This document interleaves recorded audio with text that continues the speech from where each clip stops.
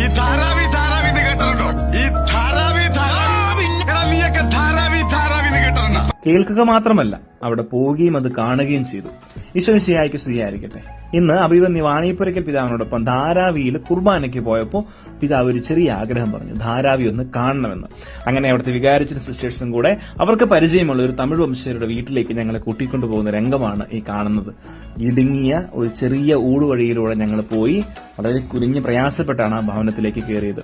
ഇതുപോലെ ഏകദേശം ലക്ഷക്കണക്കിന് ആളുകൾ തിങ്ങിപ്പാർക്കുന്ന ഇടമാണ് ധാരാവി, ഏഷ്യയിലെ ഏറ്റവും വലിയ സ്ലം. ഞങ്ങൾ ആ വീട്ടിൽ ചെന്നപ്പോഴത്തേനും ഈ അമ്മച്ചി ഞങ്ങളെ വളരെ സ്നേഹത്തോടുകൂടി സ്വീകരിച്ചു. ഞങ്ങളുടെ എല്ലാവരുടെയും കാലുകൾ അമ്മച്ചി തൊട്ടു വണങ്ങി. എത്ര ഭവ്യതയോടുകൂടി അവർ ഞങ്ങൾ സ്വീകരിച്ചെന്നറിയാമോ? അമ്മച്ചിയും 7 മക്കളുമാണ് ഈ വീട്ടിൽ താമസിക്കുന്നത്. താഴെ ചെന്നപ്പോഴത്തേനും ഞങ്ങൾ വിചാരിച്ച അത്രയേ ഉള്ളൂ എന്ന്. അമ്മച്ചി പറഞ്ഞു മുകളിലാണ് ഞങ്ങൾ താമസിക്കുന്നതെന്ന്. അങ്ങനെ പിതാവ് ആ ചെറിയ കോണിലൂടെ മുകളിൽ കയറിയപ്പോഴത്തേനും നേരെ നിന്ന് കഴിഞ്ഞാൽ ആ ഫാനിൽ ഇടിക്കും, അത്രയും കൺജസ്റ്റഡ് ആയിട്ടുള്ള ഒരു ഭവനമായിരുന്നു അവരുടേത്. ഈ കാണുന്ന ഈ സ്പേസിലാണ് കേട്ടോ അവർ കടക്കുന്നതും പാകം ചെയ്യുന്നതും പഠിക്കുന്നതും എല്ലാം വിശ്രമിക്കുന്നതും ഒക്കെ. അങ്ങനെ അവിടെയെല്ലാം സന്ദർശിച്ച് അവരോടൊക്കെ വർത്താനം പറഞ്ഞ് പിതാവ് അതിസാഹസികമായിട്ട് താഴേക്ക് ഇറങ്ങുന്ന രംഗമാണ് ഈ കാണുന്നത്. ഞങ്ങൾക്കിത് ഇന്നത്തെ ഒരു ദിവസത്തെ സാഹസികതയാണെങ്കിൽ അവർക്കിത് കഴിഞ്ഞ 50 വർഷമായിട്ടുള്ള അവരുടെ ജീവിത രീതിയാണ്.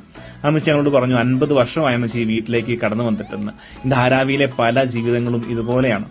ഞങ്ങൾ അവർക്ക് വേണ്ടി പ്രാർത്ഥിച്ച്, പിതാവ് ആ വീടിന് വേണ്ടി പ്രാർത്ഥിച്ച് അവരെല്ലാവരും അനുഗ്രഹിച്ച് അവരോട് യാത്ര പറഞ്ഞ് ഞങ്ങൾ തിരിച്ചു പോരാനായിട്ട് ഇറങ്ങി.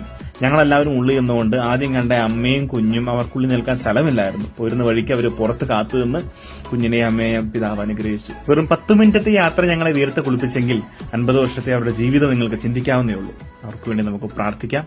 സ്തുതിയായിരിക്കട്ടെ.